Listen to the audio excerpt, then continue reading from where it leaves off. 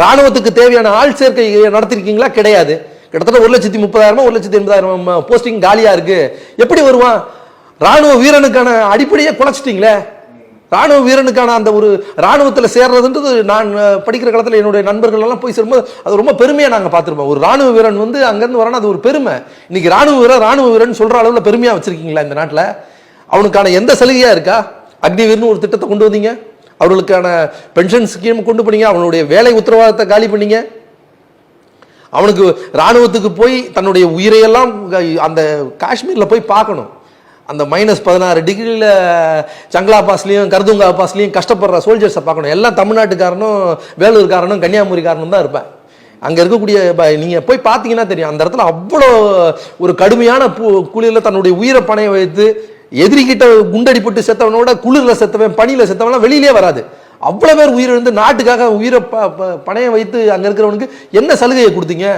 அந்த ராணுவத்துக்கான ரெக்ரூட்மெண்ட் போர்டையே கலைச்சிட்டு அக்னிவீர்னு ஒரு திட்டத்தை கொண்டு வந்து அவனுக்கு பென்ஷன் கிடையாது, அவனுக்கு கேன்டீன் கிடையாது, அவனுக்கு வேலை வாய்ப்புக்கான எந்த உத்தரவாதமும் கிடையாது. இதெல்லாம் கொண்டு வந்தது யாரு? மத்தியில் ஆளக்கூடிய ஒன்றிய அரசு. இப்படி அவனுடைய எந்த ஒரு இதையும் அவனுக்கு ஒரு சேஃப்டி இல்லாத ஒரு சூழ்நிலை எவன் ராணுவத்துக்கு ஆளுக்கு வேலையை வருவான்? ராணுவத்துக்கு செய்ய வேண்டிய எதுவுமே செய்யலையே.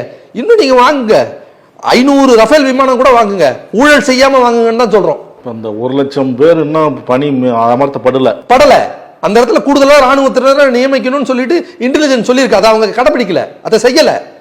அதை செய்யாத யாருடைய குற்றம்? மத்தியில் ஆளக்கூடிய அவர்கள் தான் அதுக்கு பொறுப்பேற்கணும். அக்னிபாத் திட்டத்தில் சேர்றதுக்கு ஆர்வமா இருக்கிறாங்க அப்படின்லாம் செய்திகள்லாம் வெளியாச்சுல்ல. இன்னைக்கு போய் செக்ரட்டரியேட்ல பாருங்க சார். செக்ரட்டரியேட்ல பின்னாடி அந்த கேட்ல போய் பார்த்தீங்கன்னா அந்த மெட்ரோ ஏற கேட்ல ஒட்டி வச்சிருக்காங்க, ராணுவத்துக்கு ஆள் வந்து சேருங்க, அக்னிவீர் திட்டத்துக்கு சேர்க்கிறோம்னு ஒட்டியிருக்காங்க. கூவி அழைச்சிட்டு இருக்காங்க. நீங்க போய் பாருங்க. நீங்க செக்ரட்டரியேட் போனீங்கன்னா அந்த பேக் சைடு கேட் வழியா அந்த ராணுவ பகுதி இருக்குல்ல, நீங்க அதை கடந்து போனீங்கன்னா அந்த விளம்பரம் இன்னும் இப்ப கூட இருக்கு. அக்னிவீர் திட்டத்துக்கு ஆள் சேர்க்கணும் கூவி கூப்பிடுறாங்க, ஆள் வரல. ராணுவ பணிக்கு சேர்றதுக்கு விருப்பம் இல்லாத நிலைமையை ஏற்படுத்தி இருக்கிறாங்க. அந்த சூழலை உருவாக்குனது மத்தியில் இருக்கக்கூடிய ஒன்றிய அரசு. அவனுக்கு வேலை பாதுகாப்பு இல்ல, அவனுக்கான பென்ஷன் கிடையாது, கேன்டீன் கிடையாது, எந்த உத்தரவாதம் இல்லாம அவனுக்கு எப்படி போவான்?